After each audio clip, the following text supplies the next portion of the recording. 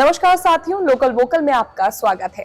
हमेशा की तरह आज फिर से कुछ ऐसा लेकर आए हैं जिसको देखते ही आप उन लोगों को जानेंगे जो हमेशा अपनी जान जोखिम में डालकर आपको बचाने के लिए तैयार रहते हैं, लेकिन उन तक कोई नहीं पहुंच पाता। हम पहुंच गए हैं, तो चलिए आपको सुनाते हैं इन फायर फाइटर्स की कहानी। नमस्कार दोस्तों, हम में से ज़्यादातर लोग घनी आबादी वाले शहर, अपार्टमेंट या फिर कॉलोनी में रहते हैं।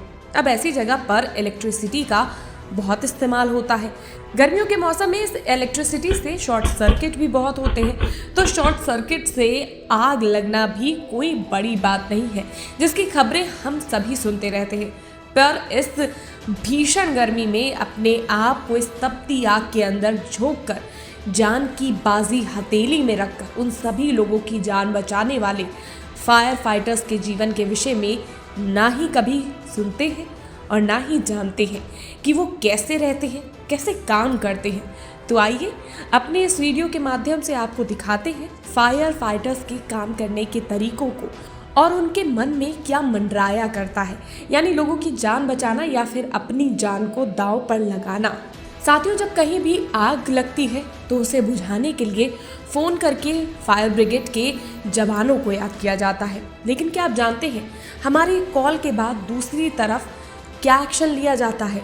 चलिए इसको थोड़ा देख लेते हैं। जैसे ही फायर विभाग के लिए कॉल की जाती है तो इस विभाग में आपकी कॉल को रिसीव करने के लिए कॉल सेंटर होता है, जो कि 24 घंटे अपने काम पर एक्टिव रहता है।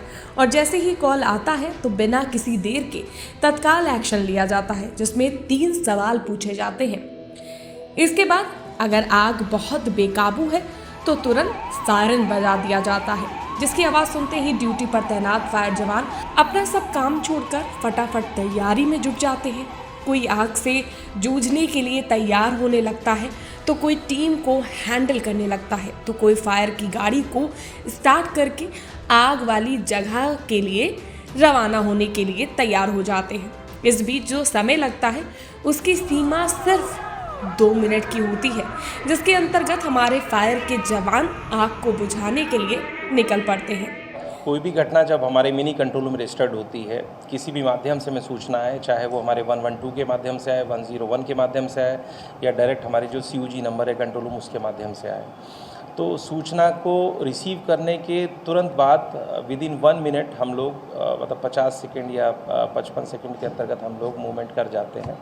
साइट पे जाते समय कई तरह के चेंजेस आते हैं। एक तो जैसे आप कानपुर नगर का कंजेशन है, भीड़ का एक सबसे बड़ा इशू आता है, ट्रैफिक जैम का आता है, लेकिन फिर भी हमारे कंट्रोल रूम के सहयोग से, पुलिस के सहयोग से उसको ग्रीन जोन में कन्वर्ट कर दिया जाता है।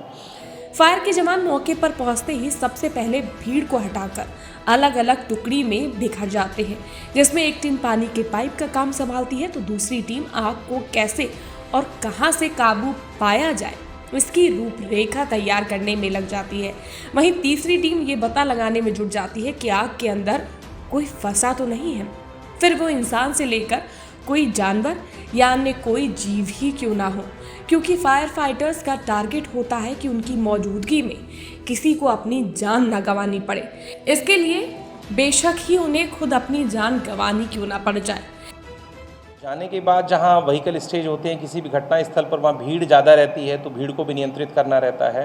और कई बार लोग साइट को भी ऑब्स्ट्रक्ट करते हैं, साइट के अंदर घुस जाते हैं, उन लोगों को भी हैंडल करना पड़ता है। तो लेकिन सबसे अच्छी बात कानपुर नगर की ये है, जब भी कहीं घटना की कोई सूचना आती है किसी भी स्थल पर, तो वहाँ पर पुलिस भी सहायता साथ ही पहुँच जाती है और जो लॉ एंड ऑर्डर को मेंटेन करने में पूरी सहायता करती है। लेकिन चलिए, ये तो चैलेंजेस रहते हैं, बट फिर भी हम लोग अपना पूरा जो प्रशासनिक टीम है, पूरा पुलिस की टीम है, फायर सर्विस, पूरा ओवरऑल कोऑर्डिनेशन में हम लोग किसी भी ऑपरेशन को बड़े अच्छे से मैनेज कर लेते हैं। इस हौसले के साथ वो जलती हुई आग के बीच कूद जाते हैं और अंतिम समय तक एकाएक हर कीमत पर आग को बुझाने, आग पर काबू पाने में सफलता प्राप्त कर लेते हैं।